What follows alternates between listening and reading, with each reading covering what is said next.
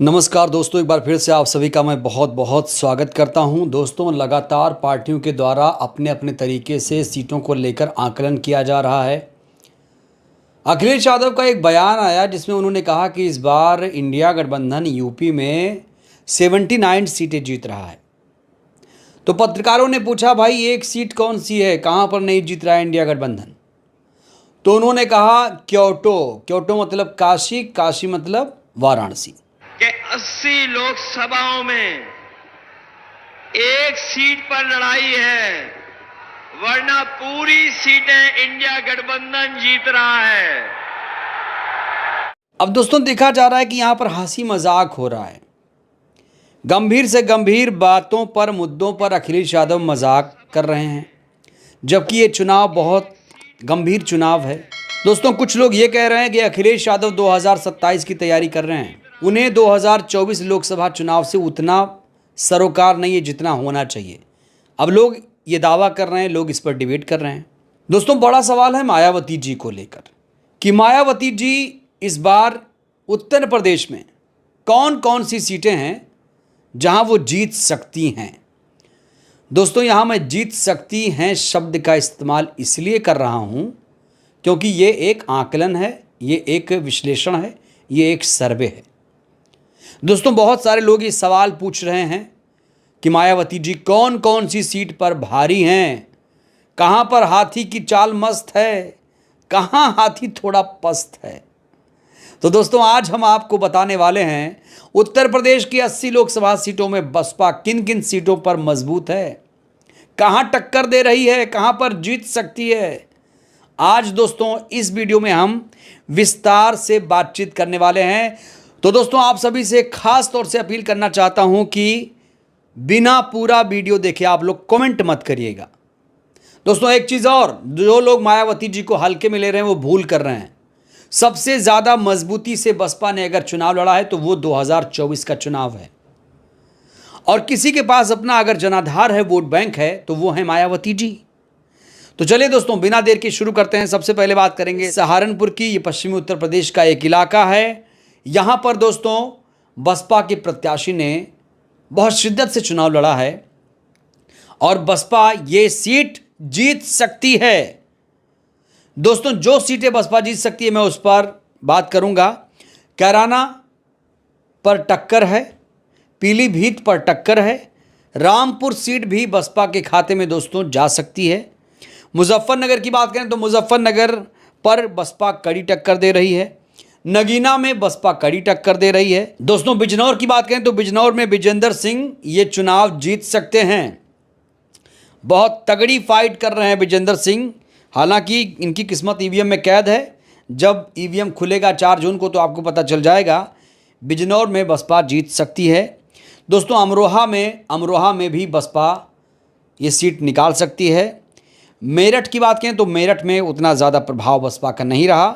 बागपत में आरएलडी ये सीट निकाल सकती है। दोस्तों, अगली सीट है गाजियाबाद। दोस्तों, गाजियाबाद की बात करें तो गाजियाबाद में भी बसपा ने अच्छा चुनाव लड़ा है, ये सीट भी बसपा निकाल सकती है। इसके अलावा गौतम बुद्ध नगर में कड़ी टक्कर दे रही है बसपा। बुलंदशहर में बसपा अच्छा चुनाव लड़ रही है।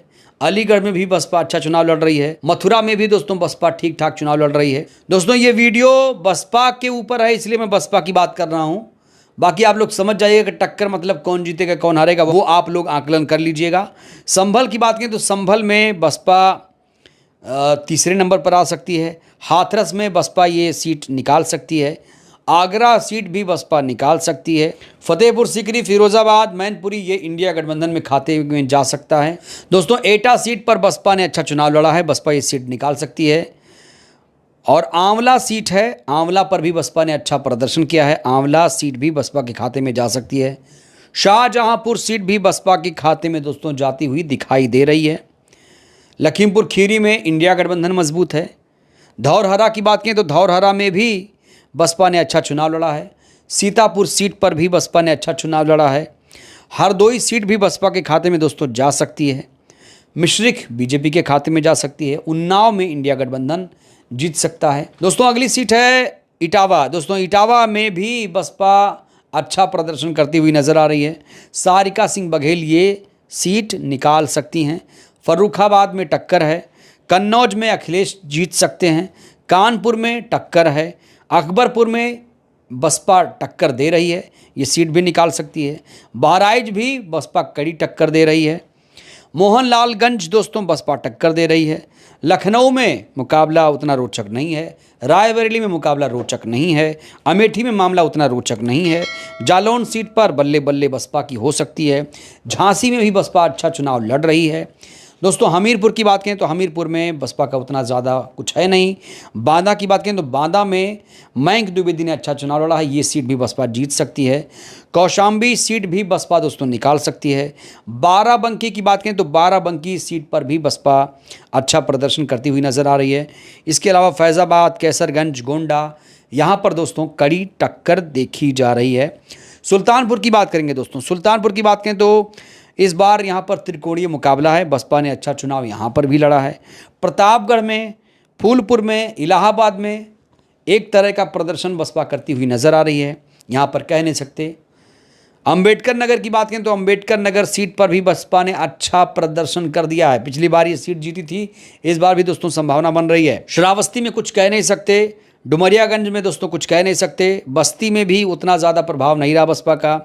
संत कबीर नगर सीट दोस्तों बसपा के खाते में जा सकती है। लालगंज एससी सीट है, ये सीट भी दोस्तों बसपा के खाते में जाती हुई नज़र आ रही है। आजमगढ़ इंडिया गठबंधन के खाते में है। जौनपुर में इस बार श्याम सिंह यादव अच्छा चुनाव लड़ रहे हैं और जौनपुर सीट भी बसपा जीत सकती है।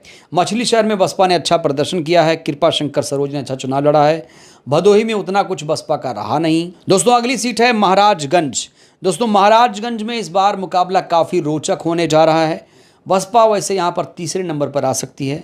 गोरखपुर में भी बसपा कड़ी टक्कर दे रही है, दूसरे या तीसरे नंबर पर बसपा यहाँ रह सकती है।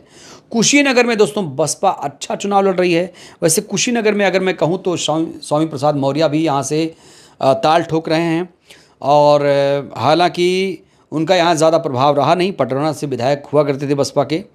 कुशीनगर में बसपा अच्छा चुनाव लड़ रही है।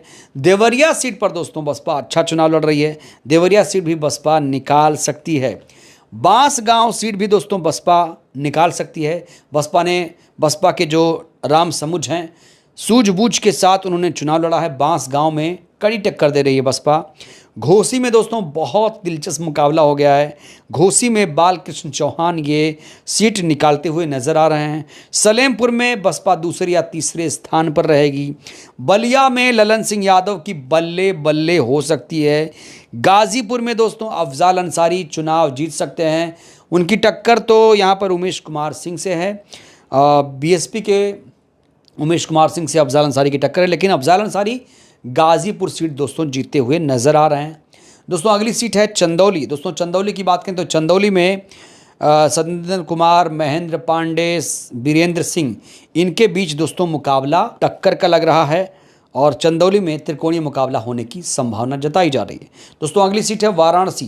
दोस्तों वाराणसी तो हर कोई कह रहा है कि नरेंद्र मोदी ही जीतेंगे, अब मार्जिन क्या होगा इसको देखना पड़ेगा कि वोटों या जीत हार का जो अंतर है वो क्या रहेगा, इस पर दोस्तों नजर रहेगी सबकी। दोस्तों अगली सीट है मिर्ज़ापुर। दोस्तों मिर्ज़ापुर में कमाल हो गया, खेला हो गया, अनुप्रिया पटेल ये सीट हार सकती हैं और कड़ी टक्कर दे रहे हैं इन्हें मनीष तिवारी और रमेश एस बिंद। हालांकि इंडिया गठबंधन का पलड़ा यहाँ पर भारी है।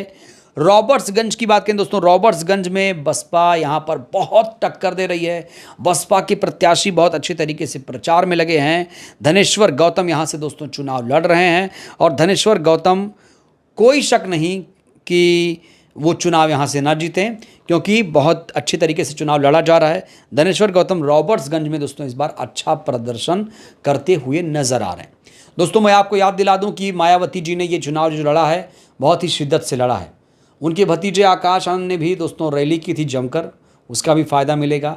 और मायावती जी ने देखिए एक ही नेता दोस्तों किस तरीके से पूरे देश में घूम घूम कर मायावती जी ने रैलियां की हैं, वो तो आपको याद ही होगा कि किस तरीके से कितनी मेहनत की मायावती जी ने। तो दोस्तों कुल मिलाकर देखा जाए तो 30 सीटें, 25 से 30 सीटों तक उत्तर प्रदेश में बसपा दोस्तों अच्छी टक्कर, कड़ी टक्कर दे रही है और 20 सीटों पर चुनाव बसपा जीतने की स्थिति में है। बहुत सारे लोग कह रहे हैं 30 सीटें, कुछ लोग कहते हैं 40 सीटें, लेकिन 40 सीटें नहीं, 40 सीटें ज़्यादा हो जाएगा। 20-30 के बीच में दोस्तों मैं बसपा को रख रहा हूं। 20 और 30 सीटों के बीच बसपा रहेगी। लेकिन जब नतीजे आएंगे तो उस दिन भी हम बात करेंगे, नतीजों से पहले भी बात करेंगे, क्योंकि दोस्तों रुझान लगातार बदल रहा है, हर रोज बदलता है। आकलन जो सर्वे हैं वो तो बदलते रहते हैं, किसी का सर्वे दूसरा है, किसी का सर्वे अलग है। तो ये सर्वे दोस्तों आपको कैसा लगा? मायावती जी जहां जहां जीत रही हैं वो सीटें हमने आपको बता दी हैं, चिन्हित कर दी हैं। हालांकि कुछ जो बसपा के समर्थक हैं वो आ जाएंगे, बोलेंगे सर आपने इसको क्यों नहीं बताया, अरे यहां पर भी जीत रही है। भाई तो आपका वो आकलन है, तो आप कमेंट कर दीजिएगा। जो सीटें मैंने नहीं बताई, जो आपको लगता है वो सीटें आप लोग कमेंट कर दीजिए। अब जो बताना था वो तो मैंने बता दिया। बहरहाल दोस्तों ये वीडियो कैसी लगी? अच्छी लगी हो तो लाइक कर दीजिए। बहुत बहुत धन्यवाद, शुक्रिया।